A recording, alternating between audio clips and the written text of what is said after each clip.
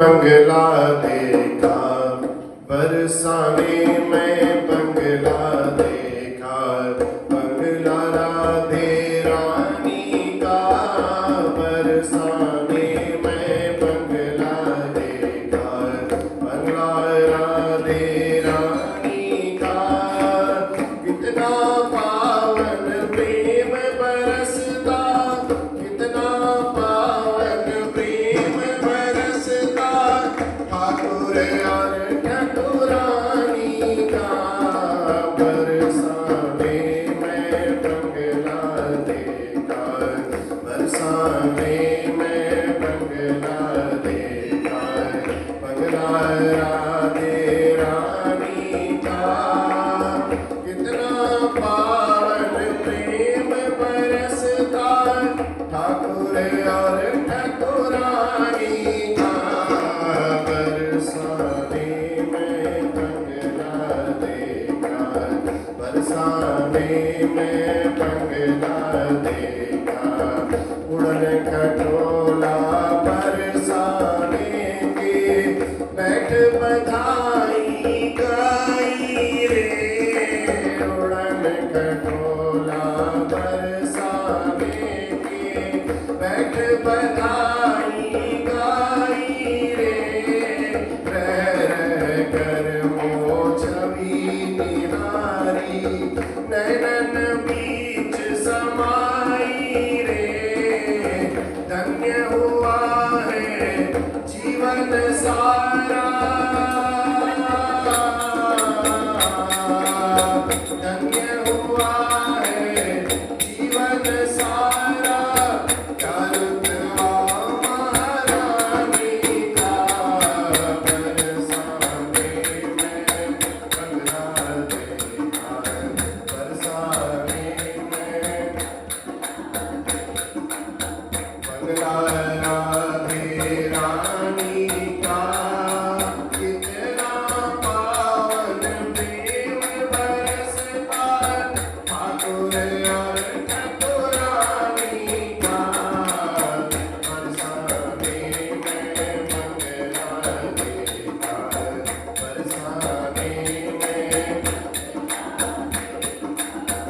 आंखें चार हुई तो टप टप हंसवत धारा बह निकली आंखें चार हुई तो टप टप हंसवत धारा बह निकली प्रेम भाव का उठा हिडोला रूठी किस्मत भी बदली प्रेम भाव का उठा हिडोला रूठी किस्मत भी बदली छूकर जैसे मुझको निकला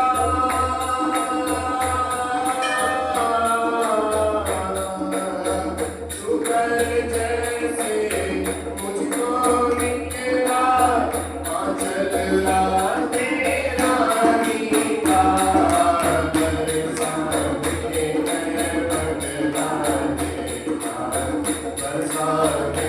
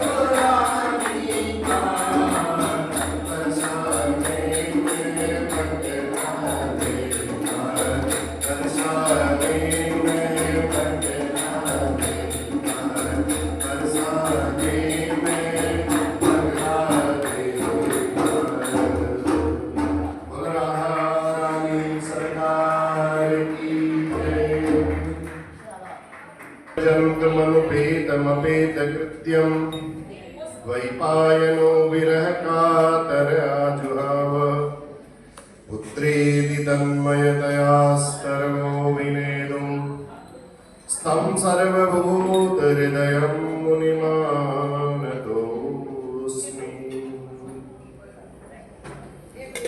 श्रीशौनक उवाच कार्तिकस्य च माहात्म्यं तुलसीभवम् कथयस्व प्रसादेन समासव्यासतस्तथा। सूत उवाच एतदेव पुरा पृष्टो नारदः पृथुना मुने इतिहासप्रसङ्गेन तदुक्तं कथयामि ते। नैमिषारण्य में सौनकादि ऋषि श्री सूत जी महाराज से कहने लगे, प्रभु तुलसी जी के महात्म्य का आप विस्तार से वर्णन करिए, क्योंकि कार्तिक के महीने में तुलसी जी का जो प्रभाव है उसको हम जानना चाहते हैं, उसके बारे में आप हमें बताएं। सूत जी कहने लगे, ऋषियों जो प्रश्न आपने किया है यही प्रश्न राजा पृथु ने नारद जी महाराज से किया था, और नारद जी ने ये इतिहास बताया कि कैसे तुलसी की भगवान से प्रीति हुई। तो ये सब नारद जी के श्री मुख से राजा पृथु ने जब सुना, नारद जी कहने लगे, पहले एक बार इंद्र देवताओं और अप्सराओं को साथ लेकर के शिव जी का दर्शन करने के लिए कैलाश पर्वत पर चले गए।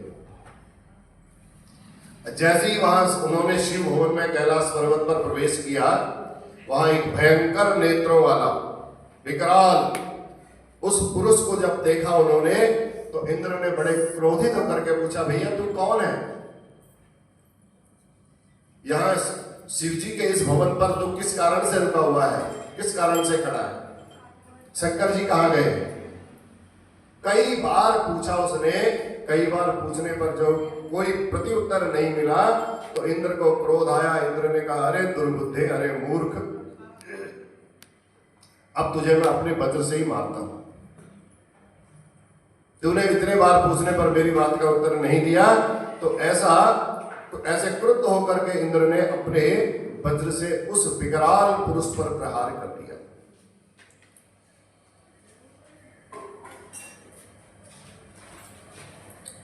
अब जब जैसे ही प्रहार किया, वज्र तो जल करके हो गया नष्ट। जब वज्र भी जल करके नष्ट हो गया तो इंद्र थरथर कांपने लगे। इंद्र ने कहा, ऐसी क्या परिस्थिति हो गई कि मेरा वज्र भी निस्तेज हो गया? तो इंद्र हाथ जोड़ करके खड़े हो गए और उस रुद्र के तेज को देख करके बड़े अचंभित हुए और भूमि पर दंडवत प्रणाम करके प्रार्थना करने लगे, स्तुति करने लगे। बृहस्पति कहते हैं, हे प्रभु, हे महादेव, हे त्र्यंबक, मैं आपको प्रणाम करता हूं, आप सब यज्ञों का फल देने वाले हैं। हे काल भोगधर, हे ब्राह्मणों के पोषक, हे प्रभु, आपको हम प्रणाम करते हैं। नारद इस प्रकार बृहस्पति जब स्तुति कर रहे थे तो नेत्रों की ज्वाला से तीनों लोगों को भस्म करने में समर्थ शिव जी कहने लगे, हे ब्राह्मण, हम तुम्हारी स्तुति से प्रसन्न हैं। इंद्र को कहा, तुम वर मांगो, जो तुम्हारी इच्छा है तुम मांगो। तब इंद्र ने जीवन दान मांगा।